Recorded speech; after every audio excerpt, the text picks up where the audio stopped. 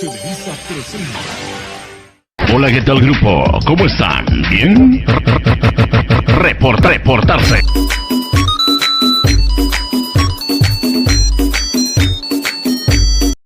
Soy Michelle y les voy a explicar el contexto de la historia política en México, empezando por algo llamado la Primera Oportunidad Perdida. Este ocurrió en España en 1808 y fue cuando la corona española pasaba por una crisis porque gracias a una serie de eventos desafortunados, Napoleón invadió España y quería poner como rey a su hermano.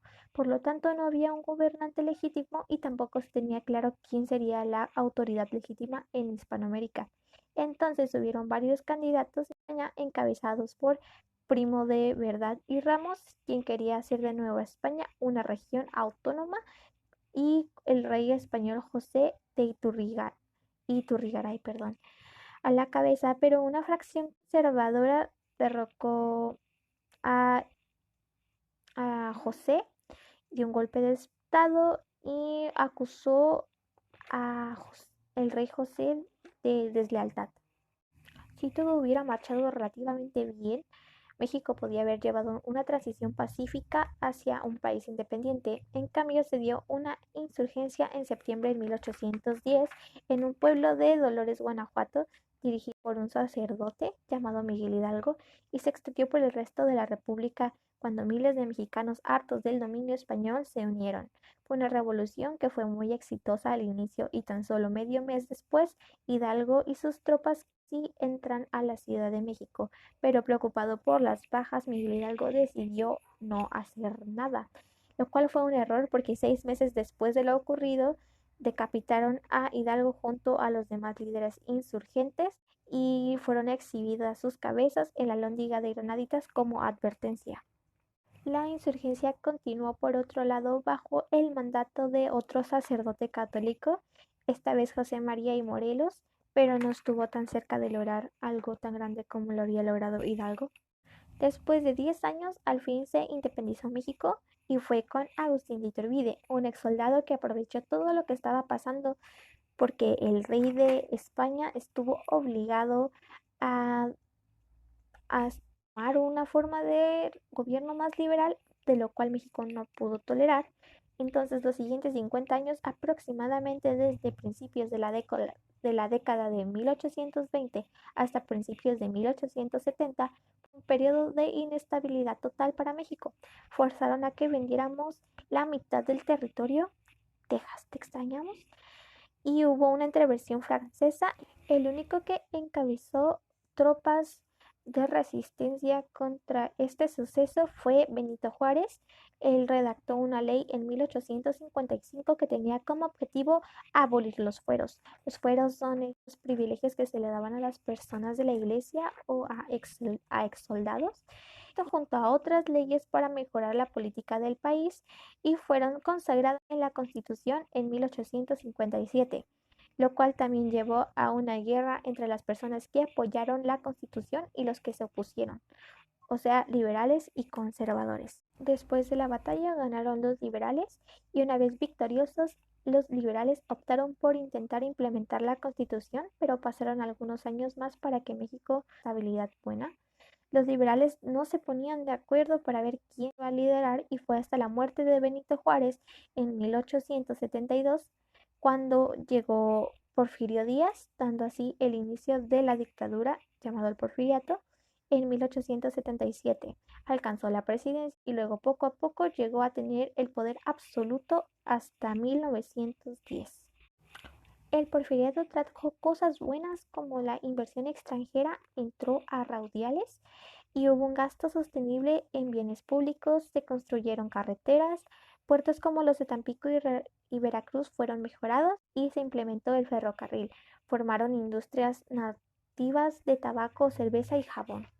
Pero esto solo se vio en la clase alta, que eran las personas que se relacionaban estrechamente con don Porfirio Díaz, mientras que la clase baja estaba hundida en la miseria. Creció el analfabetismo y básicamente todos éramos esclavos del presidente. Nacieron las famosas tiendas de raya, que eran para los trabajadores indígenas que trabajaban en las haciendas porque fueron desterrados de sus tierras y gracias a esto se endeudaban absurdamente, punto en el que si alguien fallecía, los familiares tenían que seguir con la deuda. Fue una época muy oscura porque el sistema político establecido en México giraba alrededor de Porfirio Díaz. Pues llegó Francisco I. Madero, un rico privilegiado con ideas espiritistas, el cual decía que se comunicaba con su hermano muerto. Él llegó a desafiar el régimen de Porfirio Díaz y restableció la no reelección. Se volvió popular entre la población y casi ganaba la batalla contra Porfirio Díaz si no fuera porque Porfirio lo mandó a arrestar y él decidió escapar a Estados Unidos, pero antes de irse se nombró presidente provisional e incitó una revolución, la cual se llevó a cabo el 20 de noviembre, liderada por personajes históricos muy importantes como Pancho Villa, el de las dos viejas en la esquina, Emiliano Zapata y Venustiano Carranza. Para resumir toda esta época de muerte, desestabilidad económica y pelea para ver quién podía gobernar, al final fueron los tres asesinados. En 1928 los únicos dos revolucionarios que quedaban fueron Calles y Obregón, pero eran inelegibles para postularse otra vez y la solución fue que no se reelegirían inmediatamente, sino que hasta quedar fuera un periodo presidencial y el único que se ofreció como tributo fue Obregón, el cual fue vuelto a reelegir, el cual se volvió a reelegir y el pueblo mexicano lo aceptó sin dudas, pero también fue asesinado el 17 de julio de 1928. Entonces Calles creó un partido político llamado PNR, el cual se llama PRI actualmente. Después, entre 1928 y 1934, ocurrió el Maximato. Calles fue el poder máximo en el país. México, después de 2 décadas de revolución, estaba en un estado deplorable, pero Calles eligió a las Cárdenas en 1936. Él obligó a Calles a exiliarse junto a todos sus seguidores importantes y se aplicó realmente la Constitución. El Estado intentó crear una industria local, se distribuyeron tierras y estuvimos mejorando por algunas décadas en las cuales México creció económicamente un 7%. La clase media estaba creciendo exponencialmente y esto era un milagro mexicano. El cine, el arte y la literatura gozaron de prestigio.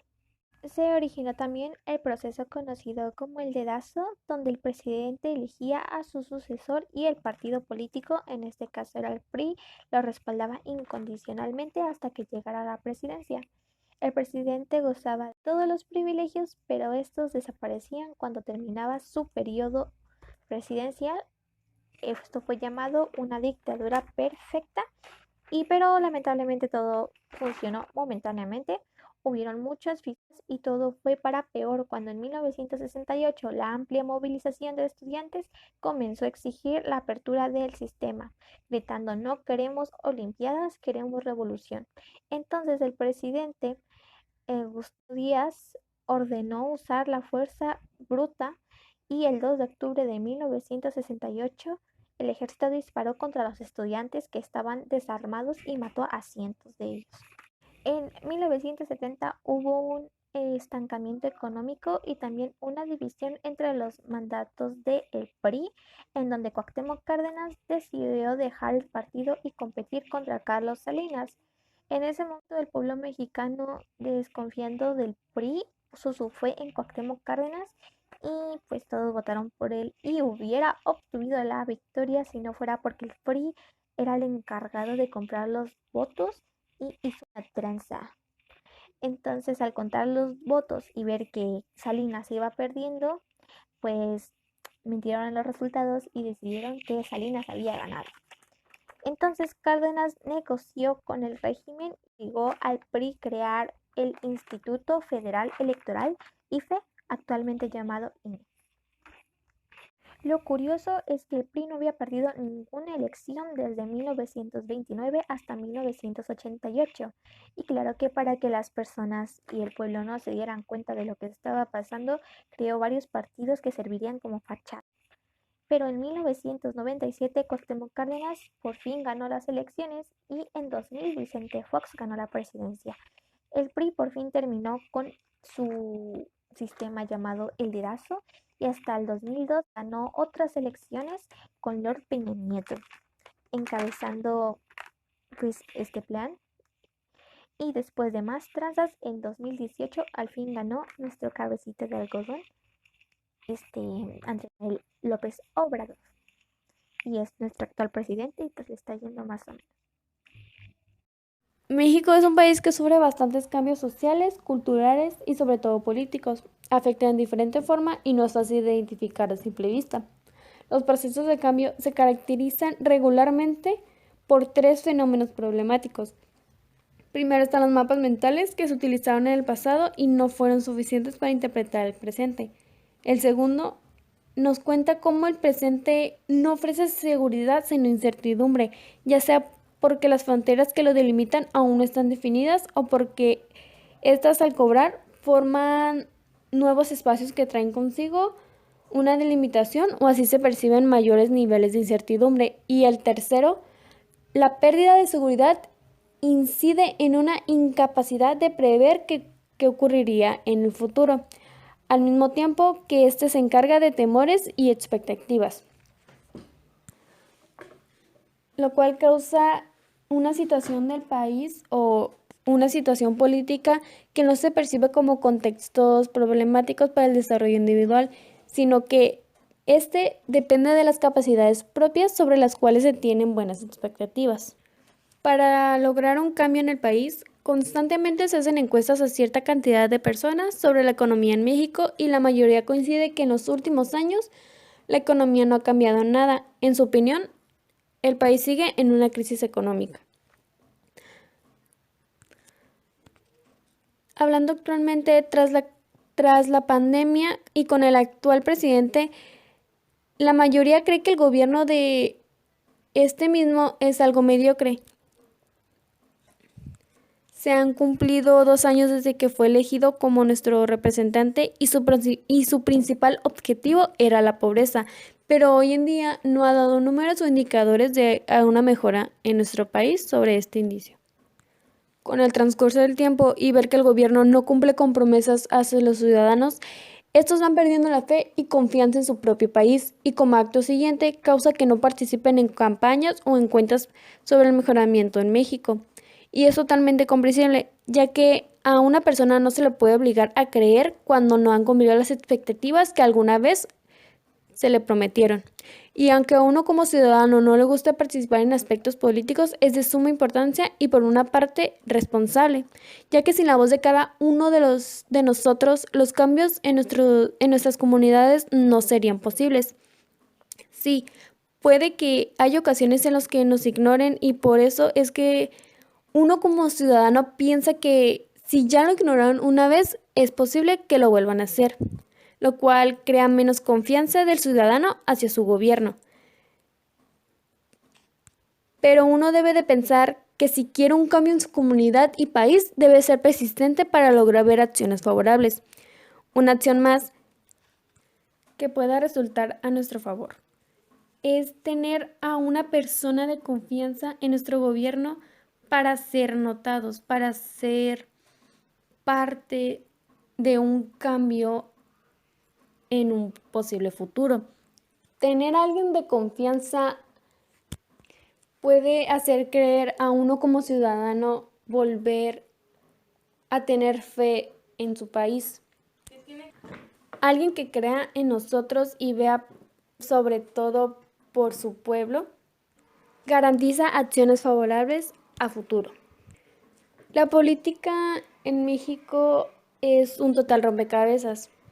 Habrá ocasiones en las que pueden ser favorables para el pueblo y otras en las que no. Una acción más que crea desconfianza en México sobre su política es la corrupción. Es normal ver cómo uno puede ser chantajeado y manipulado para conseguir un favor hacia su gobierno y no para el ciudadano.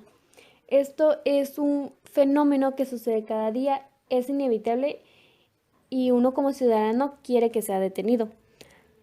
Pero, ¿cómo se puede lograr esto si la mayoría de los ciudadanos somos también partícipes de este mismo?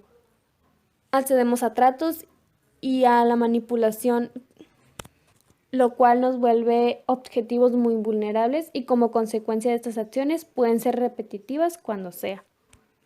En aspecto de seguridad, a veces se hace un uso indebido del sistema de justicia para detener y procesar a activistas sociales o también políticos que defienden los derechos humanos. A pesar de los avances, aún existe un abismo entre la ley y la realidad diaria de quienes necesitan su protección, ya sea tanto en el ámbito federal o en el estatal. Con gran frecuencia, las personas más desfavorecidas y vulnerables son las que tienen más posibilidad de convertirse en víctima de estos abusos, lo que aún nos da mucho por hablar de este sistema. Simplemente el pueblo mexicano dista mucho de gozar de una protección adecuada. Buen día, pues tocó sobre la política en México y su percepción social. Pues un subtema o un microtema de esto sería el activismo. ¿Y qué es el activismo? Es una actitud o comportamiento de las personas que participan en el movimiento, especialmente del tipo político o social. Y en sí, a grandes rasgos, del activismo, ¿qué es un activista? Es alguien que está activo en una campaña a favor del cambio, normalmente en cuestiones políticas o sociales. El activismo o los activistas, es decir, los métodos que utilizan para llevar a cabo sus cambios. Es decir, que estas personas son las que se encargan de tratar de dar un cambio al país de diversas formas, ya sea de forma de marchas, de forma, pues sí, lo más común sería de marchas, ya que la mayoría de personas que hacen este tipo de actos de activismo lo hacen a través de marchas, a través de en internet, haciendo propaganda sobre esta misma. La mayoría de esto trata de hacer que la política o el gobierno actual en el que están trate de cambiar y trate de ver que lo que están haciendo está mal, o a veces sobre un tema en específico que tratan de hacer que cambie la gente o hacer que trate o tratar de hacer que vean lo que verdaderamente está pasando y no solo ver lo superficial que la prensa o el mismo gobierno quieren que veas nomás. Digamos así, un acto de activismo muy conocido en el país sería el de 1968, de la matanza de Tlatelolco el 2 de octubre, sobre cómo estudiantes trataban de hacer un cambio en su forma de estudiar, pues, y al ver que no estaban siendo escuchados pacíficamente, entonces trataron de hacer una marcha, la cual acabó muy mal, sabiendo todo lo que pasó por la muerte de todos los estudiantes, y lo peor fue que el gobierno hizo que la prensa, la, la prensa, ya sea en periódicos y también sea en televisión y radio, quedaran calladas y hicieran como si no pasara nada. Y eso fue una gran mancha en nuestro país debido a que ellos trataban de hacer algo para que lo que estaba pasando en ese momento cambiara, pero sin embargo las personas o el gobierno nunca escuchó y hizo lo que se le dio más fácil, que fue para ellos matar a esa gente que trataba de hacer un cambio en el país. La mayoría de activismos a veces sirven, ya que al tener tanta presión por parte del gobierno para que cambiaran las cosas y hicieran que se vieran mejor o vieran de otra forma en que la sociedad quiere verse, hicieron que esto se hiciera más, cada día más y más común, tanto protestas, tanto en internet, haciendo propaganda de esta, activistas, los activistas siempre fueron o son parte fundamental de cada país, ya que cada país tiene su forma de ser activista, pero aunque que cada uno siempre hace cosas para hacer que el país pueda, ¿cómo decirlo?, seguir avanzando hacia algo mejor.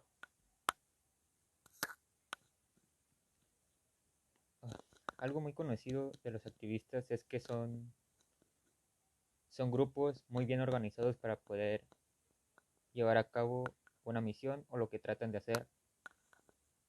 Cada grupo o cada tipo de activismo está impulsado por diferentes temas o diferentes aspectos para llevar a cabo sus actividades.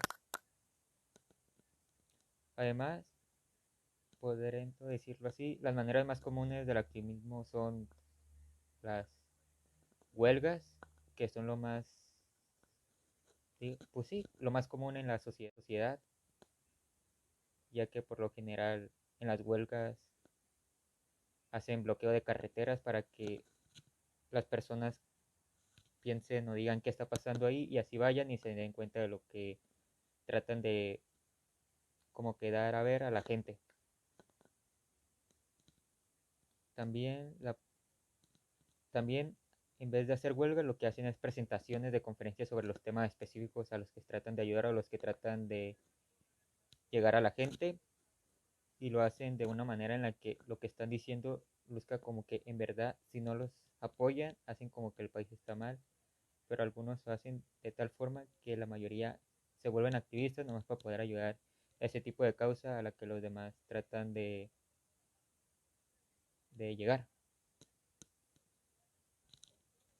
Pero algunos de estos no son tan bien vistos, ya que la mayoría piensa que los activistas son personas que solo quieren hacer causa en la ciudad, ya que la mayoría o algunos, cuando no son bien escuchados o cuando ya de plano no tienen como desesperación, empiezan a hacer estragos en las partes en donde están las huelgas o las protestas, que sería como dañar locales, grafitear algunas partes, hacer todo tipo de delitos.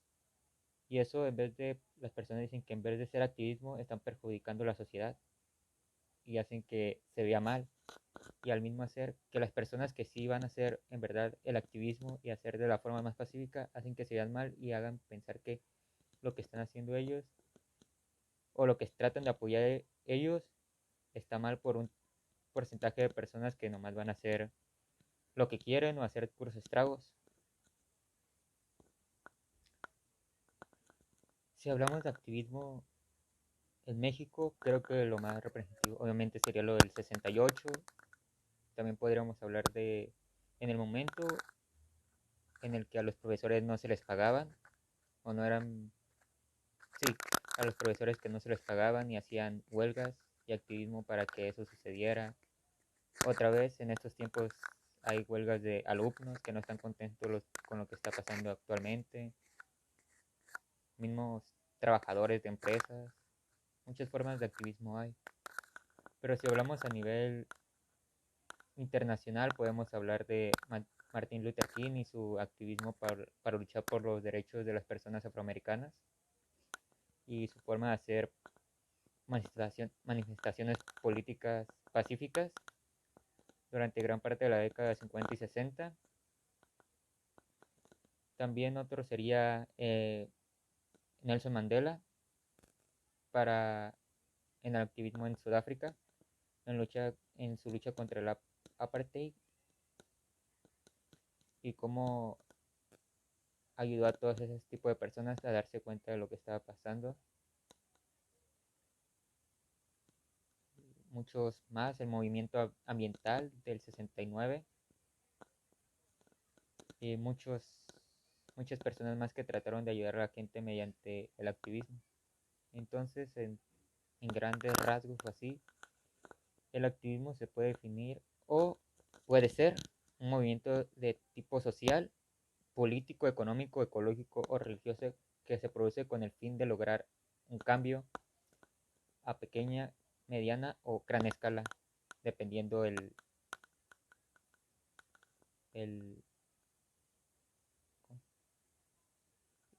dependiendo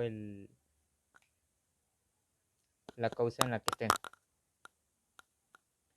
Y que todas las personas pueden hacer activismo, pero esto debe ayudar a que lo que traten de hacer sea para el bien de todas las personas, o más bien que si van a hacer activismo,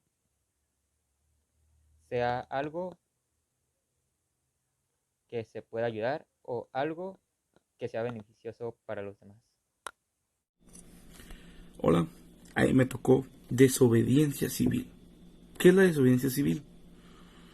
Para empezar a responder esta pregunta, hay un autor a que popularmente se le quedó la definición, fue David Henry Thoreau.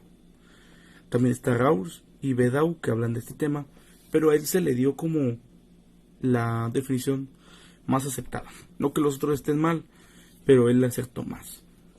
Así que bajo esa definición vamos a decir qué es desobediencia civil, que también puede tener un sinónimo como de desobediencia social, pero se queda como desobediencia civil. Para empezar, yo pensé que iba a investigar sobre algo malo, delincuencia, corrupción, algo parecido, pero no, es más allá de eso. Es cuando los ciudadanos toman la soberanía a su nivel máximo. ¿Qué quiero decir con esto?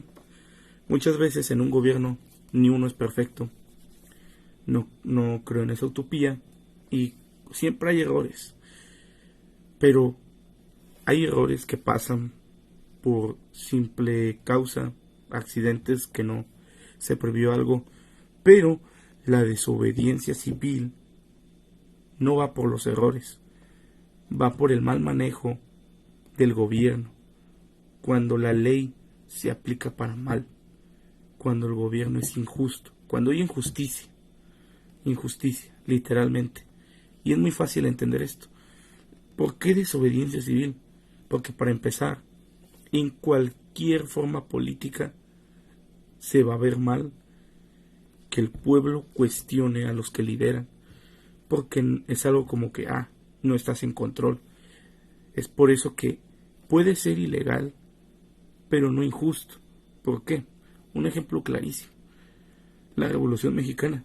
Porfirio Díaz obviamente iba a considerar ilegal a quienes estuvieran en su contra de su dictadura. O el ejemplo de la Revolución Rusa. El zar, la monarquía, iba a poner como delito quienes se levantaran contra ellos. ¿Por qué? Porque iban a desestabilizar a más ciudadanos que pensaran de la misma forma, no les tuvieran miedo y exigieran derechos humanos. O sea que en ese contexto, cualquier desobediencia civil, por la mayoría de las veces, va a pasar porque es un delito. Obviamente no lo es. Obviamente es la respuesta de los ciudadanos que quieren una mejora para la sociedad. Esto se puede dar a una escala más pequeña todavía.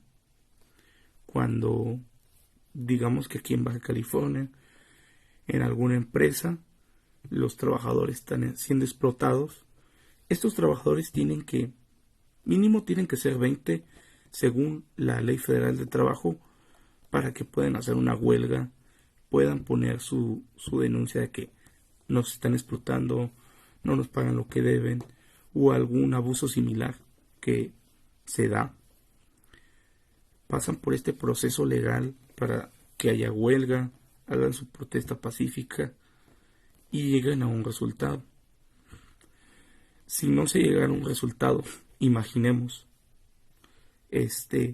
puede llegar a pasar lo que es la desobediencia civil.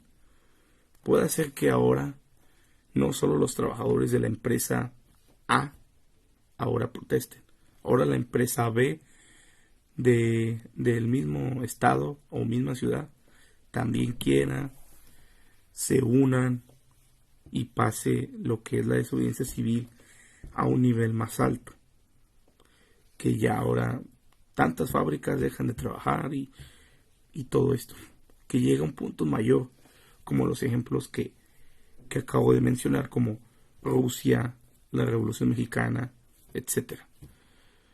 La desobediencia civil es exigir nuestros derechos, no es crear anarquía o desorden porque sí, no, tiene un fin que ni siquiera es mío, es colectivo.